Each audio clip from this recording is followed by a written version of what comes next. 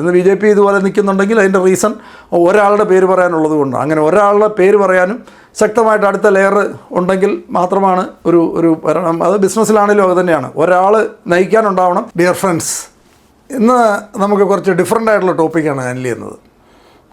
ഇന്ന് കുറച്ച് രാഷ്ട്രീയമാകാം, കാരണം നമ്മൾക്ക് എല്ലാവർക്കും തന്നെ വളരെ താല്പര്യമുള്ള വിഷയമാണ്. ഞാനത് ഒരു രാഷ്ട്രീയ പാർട്ടിയോ ഒരു ലീഡറെയോ പ്രൊമോട്ട് ചെയ്യുക എന്നുള്ളതല്ല. നമ്മൾ ലീഡർഷിപ്പ് പഠിക്കാനായിട്ട് ഏറ്റവും സഹായിക്കുന്ന ഒരു കാര്യമാണ് രാഷ്ട്രീയം ഒബ്സർവ് ചെയ്യുക എന്നുള്ളത്. അടുത്ത കാലത്തുണ്ടായിട്ടുള്ള ഏറ്റവും പ്രധാനം, എല്ലാവരും ശ്രദ്ധിക്കപ്പെട്ട 2 എണ്ണമാണ്. ഒന്ന് സന്ദീപ് വാര്യർ BJP നിന്ന് കോൺഗ്രസ്സിലേക്ക് മൂവ് ചെയ്തതും, വേറൊന്ന് ഡോക്ടർ സരിൻ കോൺഗ്രസ്സിൽ നിന്നും നേരെ ഇടതുപക്ഷത്തിൻ്റെ കൂട്ടത്തിലേക്ക് മൂവ് ചെയ്തതും. ഈ 2 കാര്യങ്ങൾ ഈ ഇലക്ഷൻ്റെ സമയമായതുകൊണ്ട് കൂടുതൽ ചർച്ച ചെയ്യപ്പെട്ടു. അപ്പോൾ എന്താണ് നമ്മൾ ഇതിൽ നിന്ന് ഉൾക്കൊള്ളുന്ന പാഠം? ഇത് എല്ലായിടത്തും, കാരണം രാഷ്ട്രീയം എന്ന് പറഞ്ഞാൽ മറ്റൊന്നുമല്ല, ബിസിനസ് തന്നെയാണ്. രാഷ്ട്രീയം എന്ന് പറയുന്നത് പീപ്പിൾ ബിസിനസ്സാണ്. ആൾക്കാർ എങ്ങനെ എടുക്കുന്നു, ഓരോ നിലപാടുകളിൽ ആൾക്കാർ എങ്ങനെ റെസ്പോണ്ട് ചെയ്യുന്നതിനനുസരിച്ചാണ് ജയപരാജയങ്ങളൊക്കെ നിൽക്കുന്നത്. അപ്പോൾ ഇതിനകത്ത് ഏറ്റവും പ്രധാനപ്പെട്ട ഒരു കാര്യമായിട്ട് തോന്നിയിരിക്കുന്നത്, എപ്പോഴും ലീഡർഷിപ്പിൻ്റെ ബേസിക് ആയിട്ട് മനസ്സിലാക്കിയിരിക്കേണ്ട ഒരു കാര്യമാണ്, people don't care how much you know, but people know how much your care എന്ന് പറയും. അതായത് ആൾക്കാർക്ക് നിങ്ങൾക്ക് എന്ത് അറിയാം എന്നുള്ളത് വലിയ പ്രസക്തിയില്ല, നിങ്ങൾക്ക് എങ്ങനെ അവരെ കെയർ ചെയ്യുന്നു എന്നുള്ള ആൾക്കാർക്ക് അറിയാം. ഇതാണ് അതിൻ്റെ അർത്ഥം. ഡോക്ടർ സരിൻ്റെ കേസിൽ നോക്കുകയാണെന്നുണ്ടെങ്കിൽ അദ്ദേഹം വിശ്വസിക്കുന്ന, അദ്ദേഹം ചിന്തിച്ചത് മറ്റാരേക്കാളും ഒരു എഡ്യൂക്കേഷൻ ബാക്ക്ഗ്രൗണ്ടൊക്കെ നോക്കുകയാണെങ്കിൽ അദ്ദേഹത്തിന് കൂടുതലുണ്ട്. അപ്പോൾ അദ്ദേഹം എന്തുകൊണ്ടും അതിന് യോജിച്ചാണെന്ന് അദ്ദേഹം വിശ്വസിക്കുന്നു. അതുകൊണ്ട് അദ്ദേഹം അത് കൂടുതൽ ഡിസർവ് ചെയ്യുന്നെന്ന് ആഗ്രഹിക്കുന്നു. അത് കോൺഗ്രസ് കൊടുക്കുന്നില്ല, UDF കൊടുക്കുന്നില്ല. ഉടനെ അദ്ദേഹം ഇന്നുവരെ ഇത്രയും കാലം പറഞ്ഞുകൊണ്ടിരുന്ന എന്താണോ അതിൻ്റെ നേരെ എതിർ ചേരിയിലേക്ക് മാറുന്നു. ആ സൈഡിൽ നിന്നുകൊണ്ട് ഇങ്ങോട്ട് വെടിവെക്കുന്നു. ഇതാണ് നമ്മൾ കണ്ടൊരു കാഴ്ച. അപ്പോൾ ഇതിനകത്ത് ഏറ്റവും മനസ്സിലാക്കിയിരിക്കേണ്ടതാണ് പ്രിൻസിപ്പിളാണ്, എന്തുമാത്രം നമുക്ക് നോളജ് ഉണ്ടെന്നുള്ളതിനേക്കാളും ഏറ്റവും ഉപരി പൊതുരംഗത്ത് അല്ലെങ്കിൽ ജനങ്ങളുമായിട്ട് ബന്ധപ്പെട്ട് നിൽക്കുന്ന ആൾക്കാർക്ക് ഏറ്റവും വേണ്ടത് വിധേയത്വം. ആൾക്കാർ വിലയിരുത്തുന്നത് അതൊക്കെയാണ്. വിധേയത്തിനെ ഇത്രയും കാലം വളർത്തി വലുതാക്കിയ പ്രസ്ഥാനത്തിന് എതിരെ പറഞ്ഞിട്ട് അദ്ദേഹം പോകുമ്പോൾ അദ്ദേഹത്തിനെ ഇൻക്ലൂഡ് ചെയ്ത ആൾക്കാരും അദ്ദേഹത്തിനെ വിശ്വസിക്കുന്നൊന്നുമില്ല, വിശ്വസിക്കുകയല്ല. കാരണം അവർക്കറിയാം, ഒരാളെ വളർത്തി വലുതാക്കി ഇവിടം വരെ എത്തിച്ച ഒരു പ്രസ്ഥാനത്തിന് ഒരു ദിവസം സീറ്റ് കിട്ടിയില്ല എന്ന് പറഞ്ഞ് അദ്ദേഹം മറുകണ്ഠം ചാടി വരുന്ന ഒരാളെ അവരും നോക്കി തന്നെ നിൽക്കുകയുള്ളൂ. തൽക്കാലത്തെ ഒരു ടെമ്പററി ഗെയിൻ അല്ലെങ്കിൽ ഒരു സ്ട്രാറ്റജിയുടെ ഭാഗമായിട്ട് അവർ തൽക്കാലം ഒന്ന് അക്കോമഡേറ്റ് ചെയ്തെന്ന് മാത്രമേ കാണുള്ളൂ. അവരും വളരെ സൂക്ഷിച്ചേ നിൽക്കുകയുള്ളൂ. നാളെ എന്നും ഇവർ തിരിച്ച് കുത്താനുള്ള ചാൻസ് ഉണ്ട് എന്നവർക്ക് കൃത്യമായിട്ടറിയാം. അപ്പോൾ അതിനകത്ത് ഏറ്റവും കൂടുതൽ ആൾക്കാർ വിലയിരുത്തുന്നത് ഇങ്ങനെ പറയുന്ന ഒരാളുടെ വിധേയത്വമാണ്. അദ്ദേഹം ഹോണസ്റ്റി, ഇൻറ്റഗ്രിറ്റി, ലോയൽറ്റി, അതായത് ഇതൊക്കെയാണ് ഒരാളുടെ ക്വാളിറ്റീസ് ആയിട്ട് ഏറ്റവും എടുത്ത് പറയുന്നത്. ഇത് വിലയിരുത്തുന്ന സമയത്ത് അദ്ദേഹത്തിന് എന്ത് ക്വാളിഫിക്കേഷൻ ഉണ്ടെങ്കിലും അതിൻ്റെ മുകളിലാണ് ഇതെന്നുള്ളതാണ് ഏറ്റവും പ്രധാനപ്പെട്ട കാര്യം. നിങ്ങൾക്കറിയാം, ഇന്നിപ്പം ഇന്ത്യൻ പ്രധാനമന്ത്രി അദ്ദേഹത്തിൻ്റെ ക്വാളിഫിക്കേഷൻ കൊണ്ടൊന്നുമല്ല. കാരണം റെയിൽവേ സ്റ്റേഷനിൽ ചായ വരെ വിറ്റ ഒരാൾ ഇന്ത്യൻ പ്രധാനമന്ത്രിയെ ലോകം ശ്രദ്ധിക്കുന്ന ആളായിട്ട് മാറുന്നത് അദ്ദേഹത്തിൻ്റെ ക്വാളിഫിക്കേഷൻ കൊണ്ടല്ല. കാരണം അതല്ല ഒരു പീപ്പിൾ ബിസിനസ്സിൽ ഇതൊന്നും അല്ല മാറ്റിവയ്ക്കപ്പെടുന്നത്. അതൊക്കെ ഉണ്ടെങ്കിൽ ഒരു അഡീഷണൽ ഇതാണെന്ന് മാത്രം, ഒരു സ്ട്രെങ്ത് ആണെന്ന് മാത്രമല്ലാതെ ഏറ്റവും ബേസിക് ആയിട്ടുള്ള കാര്യങ്ങൾ വിധേയത്വവും സത്യസന്ധതയും ആത്മാർത്ഥതയും ഈ ഒരു കാര്യത്തിനാണ്. അത് കഴിഞ്ഞ് അതിനോടൊപ്പം ക്വാളിഫിക്കേഷനൊക്കെ ഉണ്ടെന്നുണ്ടെങ്കിൽ തീർച്ചയായിട്ടും അതൊരു ആഡ് ഓൺ ഇതാണെന്നല്ലാതെ ഇതൊന്നും അല്ല പ്രൈമറി ഏറ്റവും ഇമ്പോർട്ടൻ്റ് ആയിട്ടുള്ള ആൾക്കാർ വിലയിരുത്തുന്നത്. ഒരു പാർട്ടിയിലെ നേതാക്കന്മാരാണെങ്കിലും അവർക്ക് തീർച്ചയായിട്ടും അറിയാം, അവർ വളരെ ഷാർപ്പാണ്. അവരെ സംബന്ധിച്ചറിയാം, ഇങ്ങനെയുള്ള ആൾക്കാരെ അവർ മാർക്ക് ചെയ്തേ എപ്പോഴും നിൽക്കുള്ളൂ, എപ്പോഴും സൂക്ഷിച്ചേ അവർ വീണ്ടും നിൽക്കുകയുള്ളൂ. മാത്രമല്ല, ഇങ്ങനെയുള്ള ആൾക്കാർക്ക് പറ്റുന്നൊരു പ്രശ്നം എന്ന് പറഞ്ഞാൽ ഇപ്പം നേരത്തെ നിന്നിരുന്നവർ കംപ്ലീറ്റ് ആയിട്ട് അവരിനി ഒരിക്കലും വിശ്വസിക്കത്തില്ല. ഇനി ഒരു തിരിച്ചുവരവിന് സാധ്യതയില്ല. ഇനി മറുകണ്ഠം ചാടിച്ചെന്ന ഇപ്പം ചെന്നിരിക്കുന്ന ഭാഗത്ത് എവിടെയാണെന്ന് വെച്ച് കഴിഞ്ഞാൽ അവരും വിശ്വസിക്കുന്നില്ല. അവർ തൽക്കാലത്തേക്ക് ഒരു ഗെയിനിന് വേണ്ടി കൂടെ നിർത്തിയിരിക്കുന്നതല്ലാതെ അവർക്കും അറിയാം, ഇത്രയും കാലം വിശ്വസിച്ച് വളർത്തിക്കൊണ്ട് വന്ന ആൾക്കാരെ ചതിച്ചിട്ട് വരുന്ന ഒരാൾ നമ്മളെ ചതിക്കുന്നതിന് വലിയ ബുദ്ധിമുട്ടൊന്നുമില്ല എന്നുള്ള കാര്യം അവർക്ക് കൃത്യമായിട്ടറിയാം. അവരും അത് നോക്കി നിൽക്കുള്ളൂ. ഇത് തന്നെയാണ് സന്ദീപ് വാര്യർ എന്ന് പറഞ്ഞ ഒരാൾ, ഇത്രയും കാലം BJPയുടെ ഏറ്റവും വലിയ ശക്തനായ വക്താവായിട്ടിരുന്ന സോഷ്യൽ മീഡിയയിലെല്ലാം ഫൈറ്റ് ചെയ്തുകൊണ്ടിരുന്ന ഒരാൾ. ഒരു ദിവസം കൊണ്ട് അദ്ദേഹത്തിൻ്റെ ആദർശം മുഴുവനും മാറ്റി വേറെ മറുകണ്ഠം ചെന്നിട്ട് വീണ്ടും ഇങ്ങോട്ട് വെടിവെക്കാൻ തുടങ്ങുന്ന സമയത്ത് അദ്ദേഹത്തിൻ്റെ അവസ്ഥയും വലിയ വ്യത്യസ്തമൊന്നുമില്ല. കാരണം നേരെ ഐഡിയോളജി നേരെ ഓപ്പോസിറ്റ് സൈഡിലേക്ക് കയറിയിട്ട് വീണ്ടും ഇന്നലെ വരെ പറഞ്ഞുകൊണ്ടിരുന്നത് എന്താണോ അതിന് എഗെയിൻസ്റ്റ് എന്ന് പറയുമ്പം ഇങ്ങനെയുള്ളവരുടെ ക്രെഡിബിലിറ്റിയാണ് ക്വസ്റ്റ്യൻ ചെയ്യപ്പെടുന്നത്. ഇങ്ങനെയുള്ള ആൾക്കാരുടെ ലോയൽറ്റിയാണ്, വിധേയത്വം എന്നുള്ളതാണ് ചോദ്യം ചെയ്യപ്പെടുന്നത്.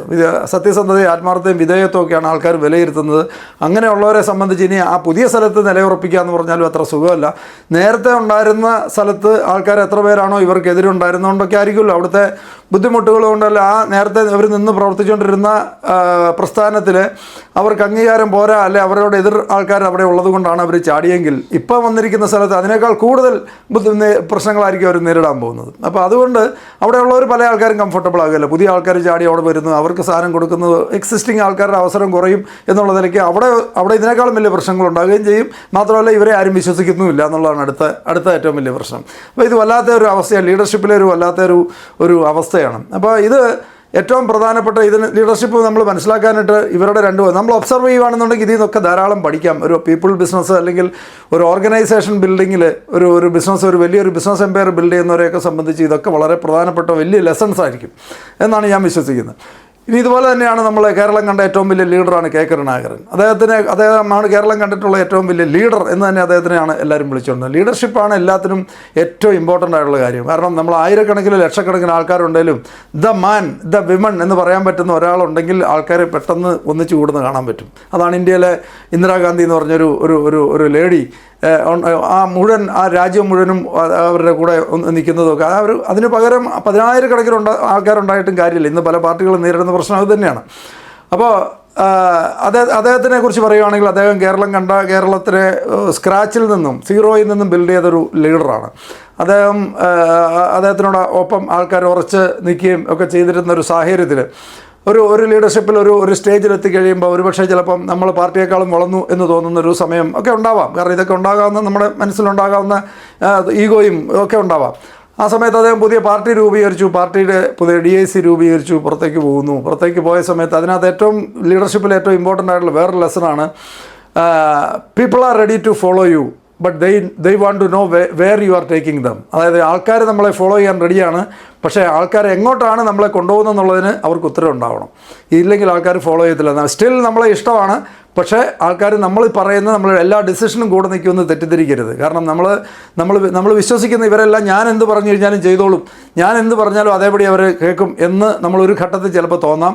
പക്ഷേ അത് നമ്മൾ ഒരു സ്റ്റെപ്പ് മാറി പോകുന്ന സമയത്ത് അവരത് തിരിച്ച് അവർക്കറിയണം എവിടെയാണ് നമ്മളെ കൊണ്ടുപോകുന്നുള്ള കാര്യം. അവർ തീർച്ചയായിട്ടും അതറിഞ്ഞാൽ മാത്രമേ അവർ നിൽക്കുകയുള്ളൂ. അവിടെയും ഈ പറഞ്ഞ കാര്യങ്ങളൊക്കെ തന്നെ ക്വസ്റ്റ്യൻ ചെയ്യപ്പെടും. അപ്പോൾ അദ്ദേഹത്തിൻ്റെ ഏറ്റവും നമുക്ക് മനസ്സിലാക്കാൻ ഏറ്റവും കൂടുതൽ ഒബ്സർവ് ചെയ്യുകയാണെങ്കിൽ മനസ്സിലാവും. അദ്ദേഹം മരിച്ചത് 2010 ഡിസംബർ 23 എൻ്റെ വിശ്വാസം. ആ 2010 ഡിസംബർ 23 അദ്ദേഹം മരിച്ചതിന് ശേഷം 24 തീയതി തിരുവനന്തപുരത്ത് നിന്ന് അദ്ദേഹത്തിൻ്റെ ജന്മനാട്ട് തൃശ്ശൂരിലേക്ക് വരുന്ന സമയത്ത് അദ്ദേഹത്തിൻ്റെ ഡെഡ് ബോഡിയായിട്ട് വരുന്ന സമയത്ത് ആൾക്കാർ, അതായത് എനിക്ക് തോന്നുന്നു ആ സമീപകാലത്ത് 2000 മുതൽ 2010 വരെയുള്ള പീരീഡിൽ ഒരു ബിവറേജസിലൊക്കെ ഏറ്റവും സെയിൽ കുറഞ്ഞ വർഷം ആ 2010 ക്രിസ്മസിൻ്റെ തലേ ദിവസമാണ്. കാരണം എല്ലാ ആൾക്കാരും ഏറ്റവും കൂടുതൽ മദ്യമൊക്കെ വാങ്ങാറുള്ള ദിവസങ്ങളിൽ ബിവറേജസ് ഔട്ട്ലെറ്റുകൾ പോലും ക്യൂ ഇല്ലായിരുന്നു എന്നുള്ളതാണ് ഏറ്റവും പ്രധാനപ്പെട്ട കാര്യം. കാരണം അദ്ദേഹത്തിൻ്റെ ആ ഭൗതിക ശരീരം വരുന്ന സമയത്ത് മുഴുവൻ ആൾക്കാരും റോഡിൻ്റെ 2 സൈഡിലും നിന്ന് അതായിരുന്നു അവരുടെ പ്രയോറിറ്റി. അന്ന് മദ്യം വാങ്ങാൻ പോകുന്നതല്ലായിരുന്നു പ്രയോറിറ്റി എന്നത് വളരെ ശ്രദ്ധിക്കപ്പെട്ടൊരു കാര്യമാണ്. അപ്പോൾ അതായത് അദ്ദേഹത്തിന് അദ്ദേഹം പാർട്ടി മാറിയതിന് ശേഷം തിരിച്ചു കോൺഗ്രസ്സിൽ വന്നു. എങ്കിലും ആ പഴയ പ്രതാപം അദ്ദേഹത്തിന് ഇല്ലെങ്കിലും അദ്ദേഹത്തിനോട് ഉള്ളിൽ എല്ലാ ആൾക്കാർക്കും ഒരു ലീഡർ എന്നുള്ള ലെവലിലുള്ള റെസ്പെക്റ്റും സ്നേഹവും അദ്ദേഹത്തിനുണ്ടായിരുന്നുകൊണ്ടാണ് അന്ന് ആ ക്രിസ്മസിൻ്റെ തലേദിവസം പോലും ആൾക്കാർ മറ്റുള്ള എല്ലാ കാര്യങ്ങളും മാറ്റിവെച്ച് അദ്ദേഹത്തിൻ്റെ ഭൗതിക ശരീരം ഒരു നോക്ക് കാണാൻ വേണ്ടി റോഡിൻ്റെ 2 സൈഡിലും വലിയ തിരക്കായിരുന്നു. അതിൽ നിന്ന് മനസ്സിലാക്കേണ്ട ഒരു കാര്യമാണ് people are ready to follow you but they want to know where you are taking them. ഇതാണ് അതിനകത്ത് നിന്നുള്ള മെസ്സേജ്. അപ്പോൾ ഇത് ശരിയായ രീതിയിൽ നമ്മൾ ലീഡർഷിപ്പ് നോക്കുകയാണെങ്കിൽ പല ഇൻസിഡൻസും നമുക്ക് എടുത്തു പറയാൻ പറ്റും. വേറൊരു ഏറ്റവും നല്ലൊരു ഇൻസിഡൻറ്റോട് ഞാൻ പറയാം. നിങ്ങൾക്ക് എത്ര പേര് ശ്രദ്ധിച്ചിട്ടുണ്ടെന്ന് എനിക്കറിയില്ല. ഇപ്പോൾ കേരളത്തിനെ സംബന്ധിച്ച് ഉമ്മൻചാണ്ടി സാറ് മുഖ്യമന്ത്രി ആയിരുന്ന സമയത്ത് അദ്ദേഹം വളരെ നല്ല ലെവൽ ഇമേജ് ബിൽഡ് ചെയ്ത് ജനസമ്പർക്ക പരിപാടിയൊക്കെ നടത്തി നിൽക്കുന്ന സമയത്ത് കേരളത്തിലുണ്ടായിരുന്ന പണ്ട് മുതലുണ്ടായിരുന്ന 2 ഗ്രൂപ്പുകളാണ് കോൺഗ്രസിനെ സംബന്ധിച്ച്, എ ഗ്രൂപ്പും ഐ ഗ്രൂപ്പും. ഈ ഗ്രൂപ്പ് കാര്യം എ ഗ്രൂപ്പും ഐ ഗ്രൂപ്പും ഒക്കെ തുടങ്ങിയവരാരും ആക്റ്റീവായിട്ട് ബിസിനസ്സിലുണ്ടെങ്കിലും ഇല്ലെങ്കിലും ആ ഗ്രൂപ്പിൻ്റെ പേര് അങ്ങനെ തന്നെ നിൽക്കുന്നു. 2ആയിട്ട് തിരിഞ്ഞ് ആണ് ഇത് പ്രവർത്തിച്ചുകൊണ്ടിരിക്കുന്നത്. അപ്പോൾ ഒരാൾ നമ്മുടെ രാഹുൽ ഗാന്ധി വരുന്നു, അദ്ദേഹം എടുത്ത ഡിസിഷനാണ്. ഓക്കെ, ഈ എ ഗ്രൂപ്പിനെയും ഐ ഗ്രൂപ്പിനെയും ഒതുക്കാൻ വേണ്ടി പുതിയൊരു ആളെയും കൂടെ കൊണ്ടുവന്നു. VM സുധീരൻ എന്ന് പറഞ്ഞ പുതിയൊരാളെയും കൂടെ അവതരിപ്പിച്ചു. അദ്ദേഹം വന്നു ആദ്യമായിട്ട് ചെയ്ത സ്വന്തം പോസ്റ്റിലേക്ക് ഗോളടിക്കുക, സ്വന്തം കൂടെയുള്ള ആൾക്കാർക്ക് തന്നെ ആദ്യം വെടിവെക്കുക എന്നുള്ളതായിരുന്നു ആദ്യത്തെ സ്ട്രാറ്റജി. അതായത് എ ഗ്രൂപ്പിനെയും ഗ്രൂപ്പ് പൊളിക്കുക എന്നുള്ളതായിരുന്നു. അതായത് പാർട്ടി കാരണം അദ്ദേഹം ഒരുപക്ഷെ ഉമ്മൻചാണ്ടി സാറ് നെക്സ്റ്റ് ടേൺ ജയിച്ചേനെ. ആ സമയത്താണ് നേരെ ഇവരെ ഗ്രൂപ്പിനെ ഒതുക്കുന്നതിൻ്റെ ഭാഗമായിട്ട് ഉണ്ടായതാണ് ബാറിന്, അതായത് നിലവാരമില്ലാത്ത ബാറുകൾ പൂട്ടുക എന്ന് പറഞ്ഞു. നിലവാരം ഇല്ലാത്ത ബാറുകൾ മാത്രം അങ്ങനെയാണ് പൂട്ടിയാൽ മതിയോ? കേരളത്തിൽ എന്തിനാണ് നിലവാരമുള്ളതെന്ന് ആദ്യം തന്നെ. ഹോട്ടലുകൾക്ക് നിലവാരമുണ്ടോ? ഇവിടുത്തെ ഫുഡിന് നിലവാരമുണ്ടോ? പ്രോപ്പറായിട്ടുള്ള ചെക്കിങ്ങോ ഇതോ വല്ലതും ഉണ്ടോ? കാരണം ഏറ്റവും അത്യാവശ്യം ആശുപത്രികളുടെ നിലവാരം എന്താണ്? ഹോട്ടലുകളുടെ നിലവാരം എന്താണ്? കഴിച്ചുകൊണ്ടിരിക്കുന്ന ഫുഡിൻ്റെ നിലവാരം എന്താണ്? വെളിച്ചെണ്ണ ഇവിടെ കിട്ടുന്നതിൻ്റെ നിലവാരം എന്താണ്?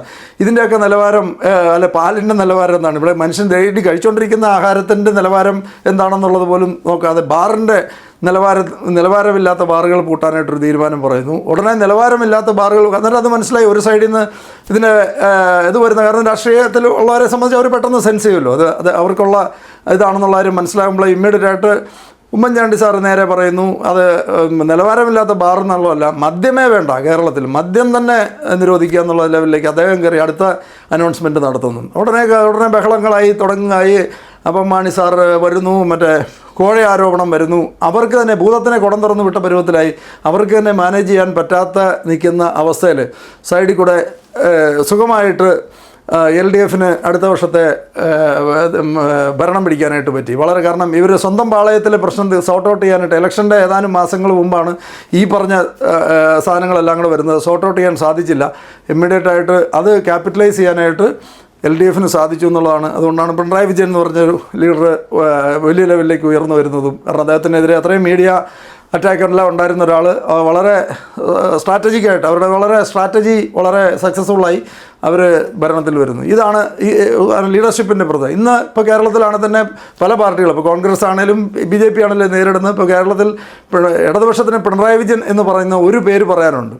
ആ ഒരു പേര് പറയാനില്ലാത്തതാണ് കോൺഗ്രസും BJP ഇന്ന് കിടന്ന് സ്ട്രഗിൾ ചെയ്തുകൊണ്ടിരിക്കുന്ന കാരണം പിണറായി വിജയൻ എന്ന് പറഞ്ഞ ലീഡറെക്കുറിച്ച് അഭിപ്രായം വ്യത്യാസമുള്ള ആൾക്കാരുണ്ടാവാം, അത് വേറൊരു വിഷയം. പക്ഷേ ലീഡർഷിപ്പ്, ഒരു ലീഡർ എന്ന് പറയുന്ന ലെവലിൽ അദ്ദേഹത്തിന് ഐഡിയോളജിയിൽ വ്യത്യസ്ത ഐഡിയോളജി ഉള്ള ആൾക്കാരുണ്ടാവാം, നമുക്ക് വിയോജിക്കാം, ദാറ്റ് ഈസ് ഡിഫറൻറ്റ്.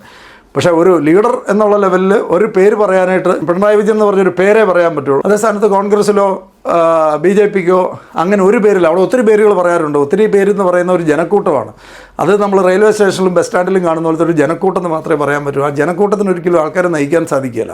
ഒരാൾ കിഴക്കോട്ട് പോകാമെന്ന് പറയുമ്പോൾ ഒരാൾ പടിഞ്ഞാട്ട് പോകാമെന്ന് പറയുന്ന ലെവലിലുള്ളതിന് എത്ര സ്ട്രെങ്ത് ഉണ്ടെന്ന് പറഞ്ഞിട്ട് കാര്യമില്ല. അത് അവർക്ക് ഒരിക്കലും വോട്ടാക്കി മാറ്റാനോ ഒരു ബിസിനസ്സിൻ്റെ വെച്ച് പറയുകയാണെങ്കിൽ ബിസിനസ്സാക്കി മാറ്റാനോ സാധിക്കില്ല. അപ്പോൾ അവിടെ ഒരു ടോട്ടൽ ഇത് നോക്കുകയാണെന്നുണ്ടെങ്കിൽ മൈലേജ് തീർച്ചയായിട്ടും പിണറായി വിജയൻ തന്നെയായിരിക്കും. അപ്പോൾ ഇത് ലീഡർഷിപ്പിനകത്ത് നമ്മൾ പഠിക്കേണ്ട ബാലപാഠങ്ങൾ എന്ന് പറയാൻ പറ്റുന്ന കാര്യങ്ങളാണ്. ഇന്ന് പല പാർട്ടിയും നേരിടുന്ന പ്രശ്നം ഇത് തന്നെയാണ്. ഒരാൾ, അത് ഇപ്പോഴത്തെ സിറ്റുവേഷനാണ്. നാളെ സിറ്റുവേഷൻ മാറാം. ഇതിനകത്ത് ഈ പറഞ്ഞ പാർട്ടികൾ ആരെങ്കിലും ഒരാൾ എമർജ് ചെയ്ത് കഴിഞ്ഞാൽ സിറ്റുവേഷൻ വേറെയാവും. കോൺഗ്രസ് ഇന്ന് നാഷണൽ ലെവലിൽ നേരിടുന്ന പ്രശ്നം അത് തന്നെയാണെന്ന് ഞാൻ വിശ്വസിക്കുന്നു. കാരണം ഒരു സിംഗിൾ പോയിന്റിൽ ഇന്ന് ഓപ്പറേറ്റ് ചെയ്യാൻ പറ്റുമെന്നുണ്ടെങ്കിൽ വേറെ ലെവലിലേക്ക് പോകാൻ പറ്റും. പക്ഷേ ഇത് തന്നെയാണ് ഇന്ന് പറ്റുന്നത്. ഇന്ന് BJP ഇതുപോലെ നിൽക്കുന്നുണ്ടെങ്കിൽ അതിൻ്റെ റീസൺ ഒരാളുടെ പേര് പറയാനുള്ളത് കൊണ്ടാണ്. അങ്ങനെ ഒരാളുടെ പേര് പറയാനും ശക്തമായിട്ട് അടുത്ത ലെയർ ഉണ്ടെങ്കിൽ മാത്രമാണ് ഒരു ഭരണം. അത് ബിസിനസ്സിലാണെങ്കിലും അത് തന്നെയാണ്. ഒരാൾ നയിക്കാനുണ്ടാവണം, അദ്ദേഹത്തിൻ്റെ അടുത്ത ലെയറിനെ എംപവർ ചെയ്തിട്ടുണ്ടാവണം. ആ എംപവർമെൻ്റാണ് നടക്കേണ്ടത്. നേരെ തിരിച്ച് അടുത്ത ലെയറിനെ വീക്കാക്കുന്ന ഏത് ലീഡർഷിപ്പിനും ഒരിക്കലും വലിയ ഓർഗനൈസേഷൻ ബിൽഡ് ചെയ്യാൻ പറ്റില്ല. ഇത് ബിസിനസ്സിലാണെങ്കിലും പല ആൾക്കാരും ഒറ്റയ്ക്ക് നയിക്കുന്ന സ്ഥാപനങ്ങൾ അടുത്ത ലെയറിനെ എംപവർ ചെയ്തിട്ടുണ്ടെങ്കിൽ മാത്രമേ ആ organization step by step foundation ഉറച്ച് വളരുള്ളൂ. അല്ലെങ്കിൽ അതെല്ലാം വീക്കായിക്കൊണ്ടിരിക്കും. ഇത് നമ്മൾ രാഷ്ട്രീയത്തിൽ നിന്ന് നമുക്ക് ബിസിനസ്സിൽ വേണ്ട ധാരാളം എക്സ്പീരിയൻസ് നമുക്ക് ഇത് ഒബ്സർവ് ചെയ്ത് കഴിഞ്ഞാൽ മനസ്സിലാക്കാൻ പറ്റും.